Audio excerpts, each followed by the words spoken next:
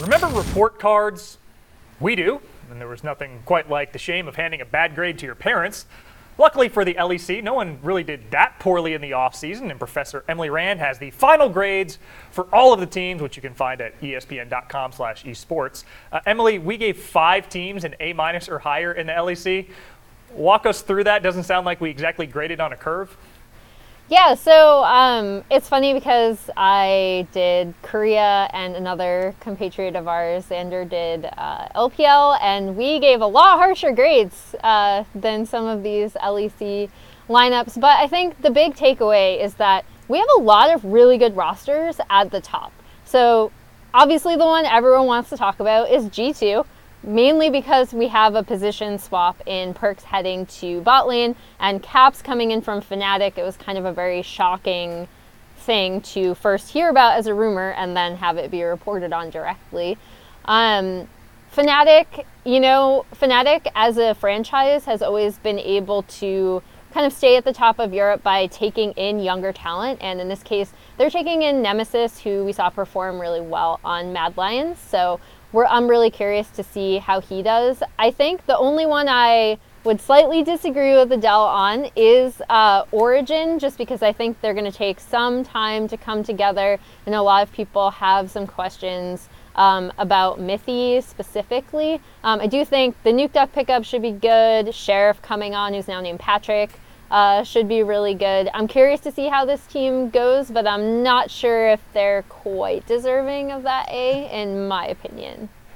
And as I know from my college experience, off-season and midterm grades matter a lot less than final grades, which we'll get to. And Emily, That quite is simply, true. we've heard a lot about teams like Misfits and G2 winning the LEC off-season. Do you agree or disagree with that statement? I think the G2 thing is insane, and if it works, they will be just an absolutely powerhouse team. But I'm glad that you mentioned Misfits, because I love this Misfits lineup, and it could just be that I think Soaz has been weirdly underrated, despite the fact that I think he's recognized as a strong veteran top laner. I think he's really good.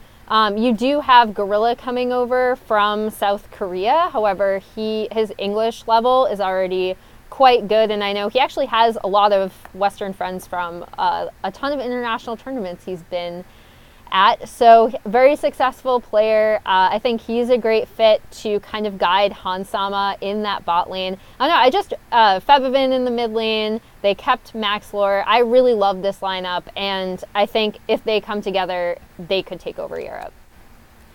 Emily, let's talk SK Gaming quickly. They have our lowest grade at a C. Are we overlooking SK? I actually like some of the things that SK did. Again, I mentioned Mad Lions when I talked about Nemesis going to Fnatic.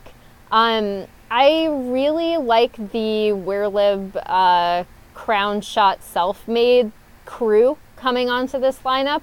I actually might have rated Rogue lower than SK in my opinion. I don't know. I'm not sure if I agree with this grade, but I do think I think they have their work cut out for them more, because we talked about at the beginning of the segment, right? There are so many really strong powerhouse rosters. They're already at the top, and a lot of these teams are teams that not only have strong lineups, but their staff has proven that they can win both in Europe and internationally. So that's going to be the challenge for SK returning to the LEC. And it is going to be a lot of fun watching all of this play out in Europe. Emily Rand, thanks so much for the time and the insight. For more League of Legends coverage throughout the season, keep it locked right here at ESPN.com/esports.